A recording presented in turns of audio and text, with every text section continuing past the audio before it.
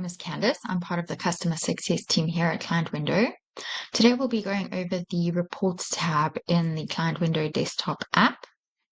So getting started at the top here, we have data exports. So you can export this into a CSV file into your downloads folder.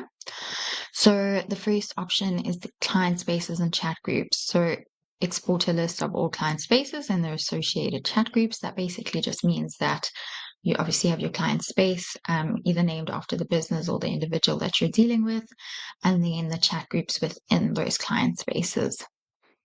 You can also see your team members and their privileges. So a list of your team members, the email addresses, and the privileges that they have, whether it's a user, admin, etc. We also have contacts with spaces, so you can export all contacts and their associated client spaces, chat groups, and contact details. We also have client spaces with chat group emails. So the chat groups all have a forwarding email address, which can be put into Outlook or any email system that you use that you can send to them, that then sends a WhatsApp to the contact.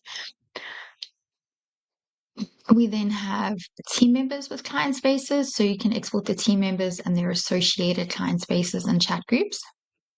And then also your client spaces with document upload fields. So if you have a document upload field that's linked to Text or HubDoc or Apron or Auto Entry, you can export this list and see which client spaces have associated document upload fields and what those forwarding emails are.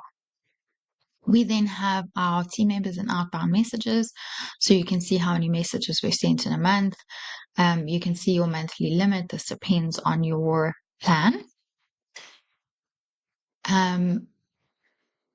Then you can see, so the current month shows live data and any previous months would show historical data. So monthly outbound message history over here, that just shows you how many messages were sent by month. We then have your team members and their message activities, so how many messages they've sent, or each team member, and what their email addresses are. You can view this in a chart form as well.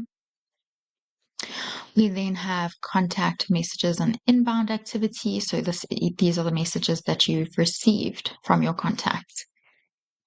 Okay, by month. And then lastly, we have your contacts message activity. So your contacts are your contacts whose numbers you have in the system, or mobile numbers, and it lists their names, their numbers, and how many messages they have sent and received. You can also view this in a chart form.